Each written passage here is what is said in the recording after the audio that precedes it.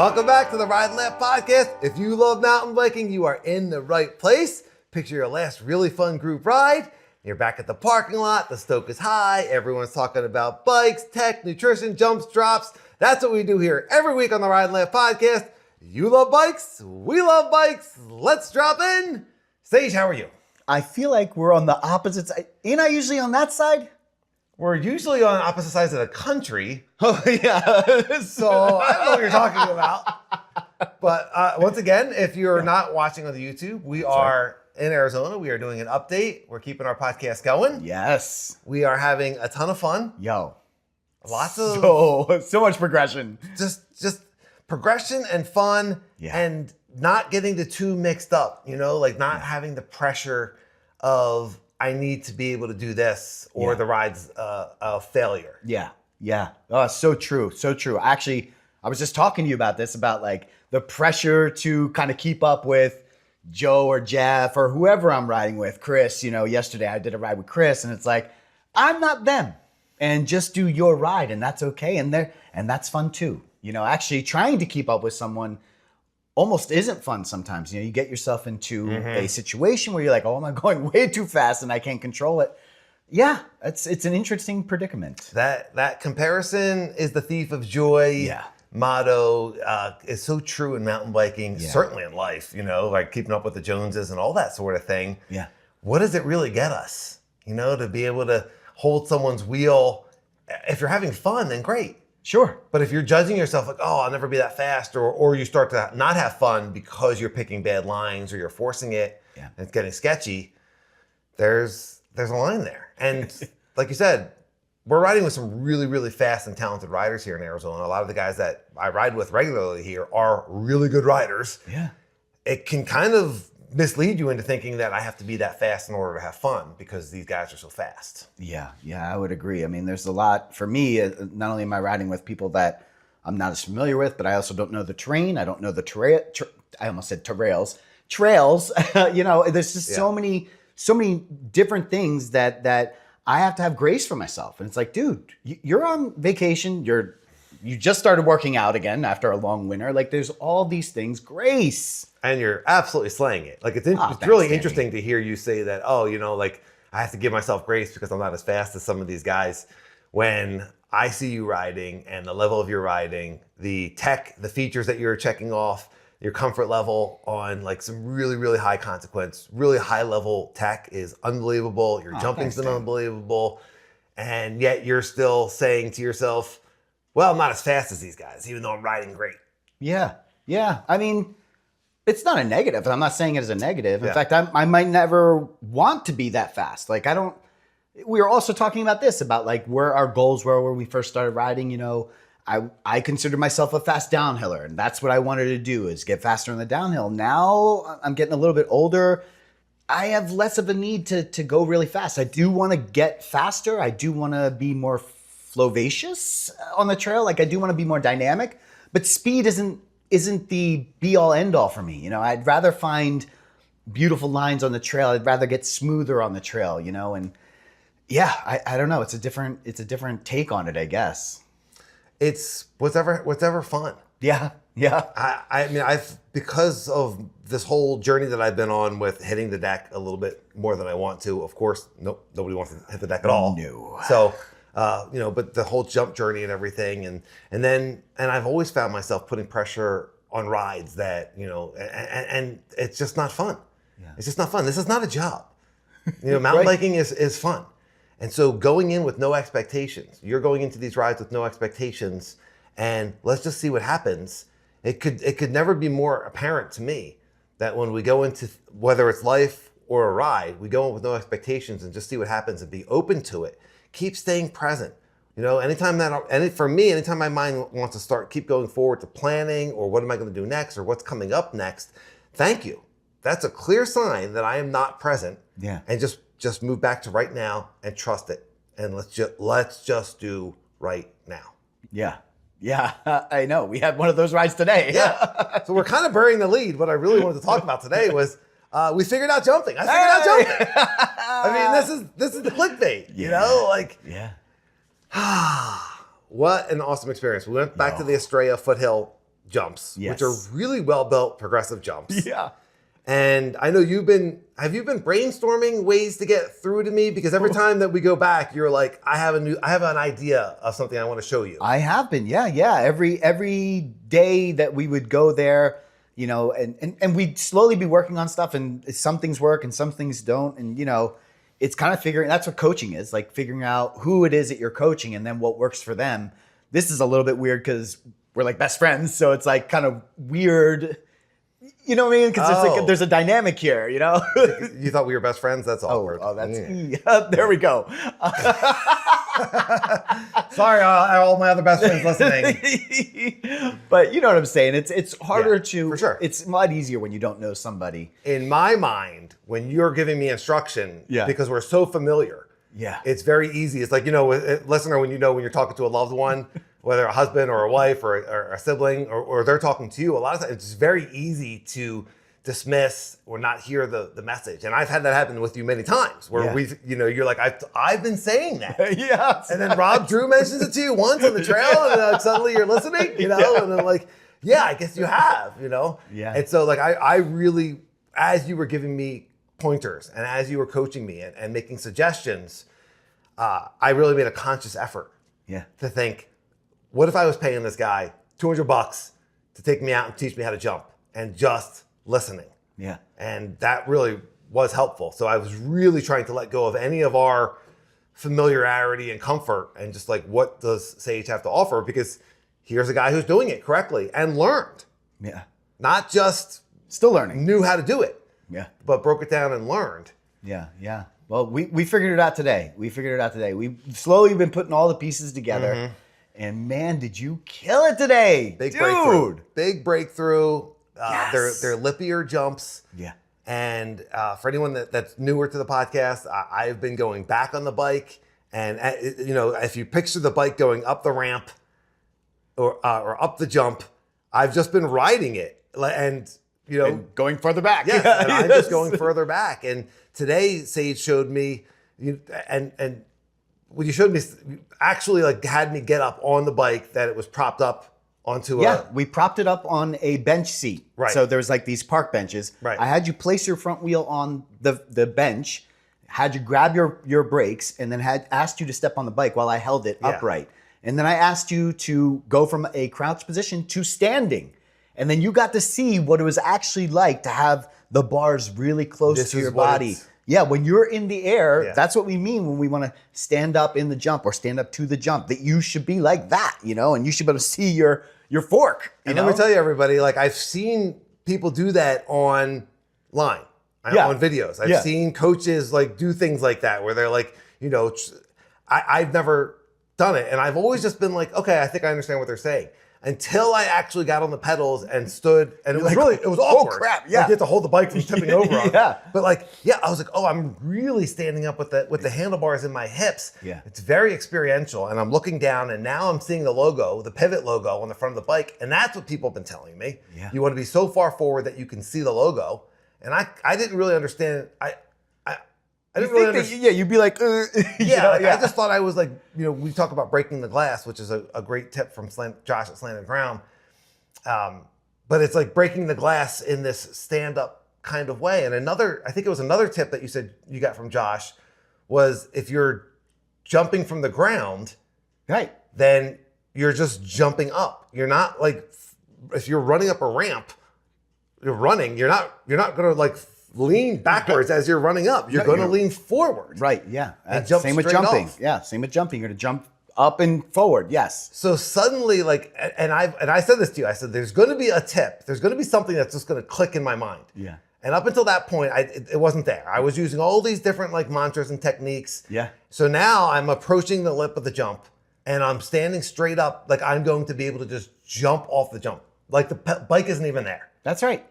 And all of a sudden, I am in the middle of the bike's rotating, and I'm just like, oh, this actually isn't that hard. And I'm not saying it's easy, because there's still all the fear of like the bigger the jump. Sure. But it started to feel really repeatable. Yeah. It started to feel really comfortable. And for a guy in his 50s now to start to, and I had to unlearn my bad habits, and I'm relearning good habits. It was really, really exciting for me to start getting that really comfortable arc. And that was a great place to do it. And I was just blown away. I went from 2-3 weeks ago, like beginner just line, being scared of the beginner line. Yeah. And you couldn't even get me onto the intermediate line. Yeah. To I cleared the entire like kind of beginner side of the intermediate line. But there's no joke. Yeah. It's pretty legit. Yeah. The other tool that we used today was we did a variety of jumps, but then we also compared other jumps to other jumps. So there was like this massive step up type of a jump that had the steepness of this other jump that you were a little bit nervous to hit. So we hit that step up and I made sure that your arc was right and that your front wheel was landing first so that we were pretending that there was a landing on it. So instead of it being a platform, what if there was a landing? So I was having you go up that step up, standing up to that jump and then making sure that you're coming front wheel down first. Once you had that, I knew you were ready for jump 3 and I had you look at both jumps and we studied the angle. I said, this one's actually bigger. You're doing one that's even bigger. You took that to 3 and man, you nailed it. Actually, you overshot 3 the first time. It was incredible. Yes, I overshot it, which meant I did over rotate because I was arcing correctly. Yeah, there was no landing to match. But I was safe because I was not dead sailored. So I had a lot more room to play with. And I don't know exactly what happened. It all happened very quickly. I didn't love it, the over rotation, because I went so far over the jump. But I recovered it. Yeah. It was not a crash. And in the past, I might have pushed through it. I might have been dead sailored, and then there's nothing to do. Right. Like I've already used up all of my extra arm room, all of my emergency, in case of emergency, move the bike. Be dynamic. Exactly. Yeah. So it was really interesting. The step up, I guess it depends. It depends where you have to practice. And I see more bike parks and jump parks being built all the time. We're driving over an hour to get to Estrella. Estrella. Because it's that good. Yeah. And right now we have that flexibility, where we have our days open. So we're really, really fortunate in that.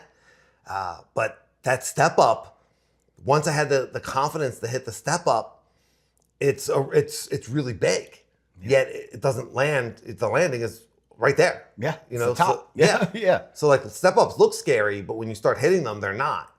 And then getting that dialed, so that as I approach those other jumps, it's just like, oh, I'm comfortable coming up to what looks like a wall. Right. It's not a wall. That's right. And then, certainly your encouragement of, you totally got this. No pressure, but you totally got this. And I kept doing those first 2 jumps. The third jump is the lippiest jump on that line. I kept doing those 2 jumps, and then I started to feel like I want to hit the third jump. It started to like get into my mind. Oh, I can do this. I can do this. You're stacking wins. Right. Stacking wins, getting confident. Doing a repeatable motion for me, being cerebral. I was thinking jump off the pedals, jump off the pedals, jump off the pedals. Yeah. And there's still a lot more I can do to get more arc and keep the biking a little bit tighter. But as far as like a getting that core skill down, today was a huge step. Yeah. Yeah. So grateful. The other thing that I want to point out, and this is something that you'll hear a lot of people say, is like the smaller the jump, it's actually more difficult. Yeah. And that's how I was trying to get you to the bigger line. Yeah. Not because you were ready for it, but because it's actually easier to learn how to jump on those bigger jumps because the timing is a lot less intense. On the little jump, it's so many things have to happen in a short amount of time. And then on that line, there's like, it's jump after jump. Right. So you don't even get a break in between. You're just like, if you're bad position on the first one, you're definitely bad position on the second. It's so much happening. So in that bigger jump, you have more time to time out that, how's this jump going to be pushing back on me? You have more time to think about all those things. And it was smoother too. And you absolutely killed it, man. It was a great feeling to watch you. So a couple questions. I want to talk about that big jump that you did, because your confidence just... the gap. Yeah. Your confidence is just so high right now, and you're throwing moves in, and are you just repeating the same thing? Meaning what? Repeating the same... When you're coming up onto a bigger jump, are you just saying, okay, this more input, more speed? Great question. Yeah. So before I hit any jump, you're studying it. That jump that you're referring to is more rampy than it is lippy. So I knew I could stay more centered into the bike and let the ramp do the work rather than me do the work. And that just comes from just learning the different jumps, and could you stand at that jump? You absolutely can. And I think I did put a little bit of a stand, but I didn't hit it like I would hit a normal. The basic idea is you're matching that curvature. The more curve, the more curve there is, the more that bike is going to push back into you, and let it push back into you. You're going to stand up and that bike is going to come right into you. On a ramp, it's a lot more subtle. Right. So you don't have to let that bike come up into you. You can ride with the bike. Okay. Yeah. And so go ahead. If the physics are you being able to jump off straight up off of the pedals. Yeah. That's what connects with me. Ride and Laugh 1 at Gmail, YouTube comments. If this makes sense, or if you have a different technique, and that's another thing I want to talk about in a second, is how to pick the technique. But for me, I'm approaching these lips, and I'm thinking I'm going to jump straight up off of my pedals. So the more the more lippy, the more high the angled the jump, then the more forward I need to be standing to still be straight up and down so I can jump off of the pedals. Yeah. Yeah. So the angle of the bike changes, but your motion of going up. Yep, that's it. You're always going to be like this. If you were looking at a picture, you'd be like this. You know what I mean? Right. Actually, you wouldn't be like that because you'd be pushing down. And if you were not watching on the YouTube, I apologize. Yeah. But you do have to change, right? Like so you're standing, but you have to go from that standing, and you have to like match that landing. You have to come down. Right. But that's what's nice. You have the control of matching the landing. Right. You're dictating how much input to have. That's what's so nice. Right. You know? Yeah, the landing piece for me today really just kind of took care of itself, but I know that can get more dynamic. I can get For sure. the higher I go, because when you watch this video, if anyone watching on the YouTube, it doesn't look like I'm going very high off these jumps. Like I'm going as low as possible to clear them, but also just kind of like dialing in that fun, and that, you want to clear it. And I did. I got through most of the line without, at least each jump I got without casing them at some point. Right.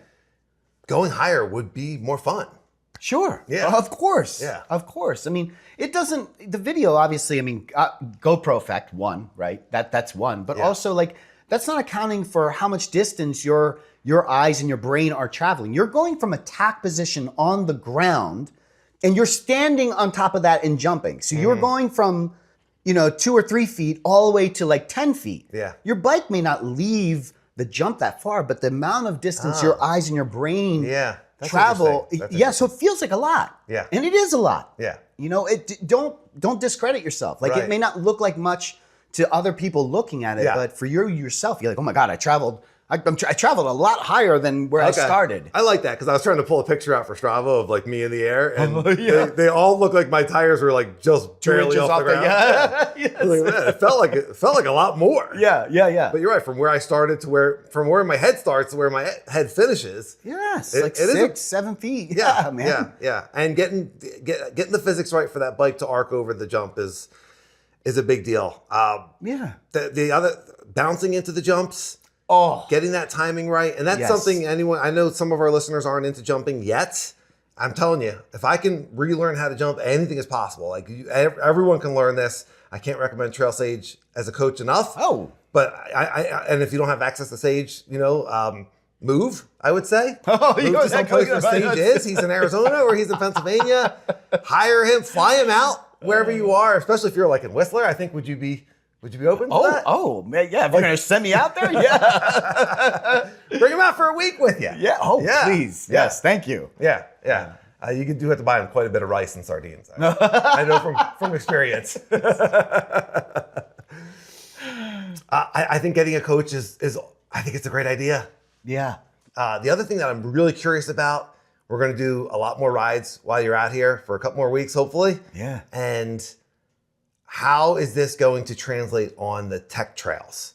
There's one fundamental thing that you can take everywhere. First of all, bouncing works everywhere. I mean, I use bouncing on the trail all the time. I'll bounce in the turns, just bounce on the flats, wherever. Yeah. I mean, even when I don't need it, I'm bouncing. That's one take everywhere. I think it's a great habit. It's something I always forget. You keep reminding me. Yeah. You keep saying, and But anyone it's riding so with great. me, any of my riding friends out here, remind me. Yeah. I know Jeff Windsor's great about, hey, Dan, get your hips around, start. Hey, hips around. That's Yeah. another good one. Although I'm not sure we use that in the jump so much. But the other thing that we use in the jumping is you're getting forward. Attack position, getting forward, getting that chin forward. That works on trails all the time. I don't care what you're doing. I mean, you should be in that attack position, and when you're going down a slab, get aggressively forward. Yeah. Those are all things that we can do at the jump park and take that to the trails. So often, all great tips. So often, and we've had a few conversations about this.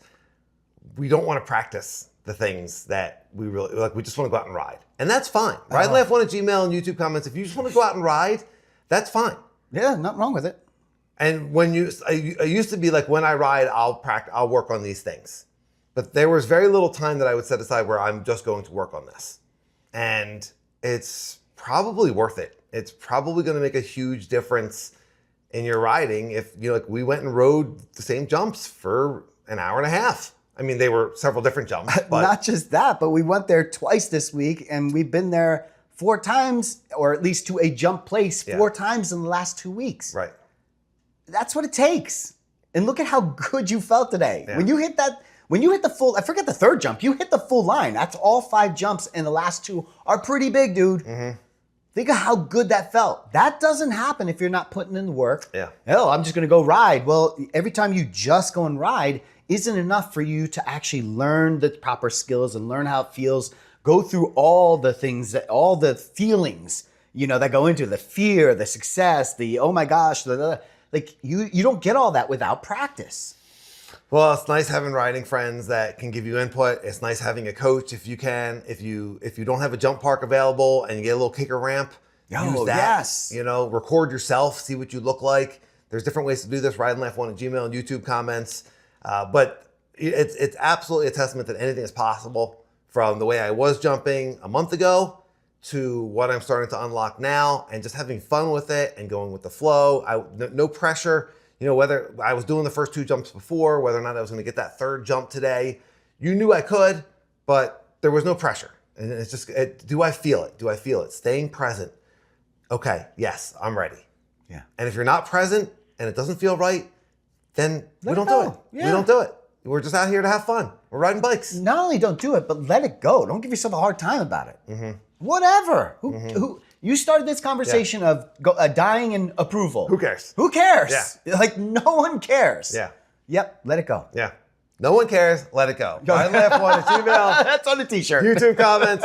We care. We care about you. That's we right. appreciate you, everyone. Thank you so much for listening. I hope you enjoyed this episode. We can talk more about jumps. We can talk more about tech. We can talk more about technique. Yeah. But it all comes back to having fun, letting go of expectations, letting life flow, letting the bike flow. That's what we're here for. Yeah, yeah. If you're still listening, you are absolutely one of us. You love mountain biking and you're awesome. Yes. Thank you. Please rate and subscribe. Give us a thumbs up. Share with your friends.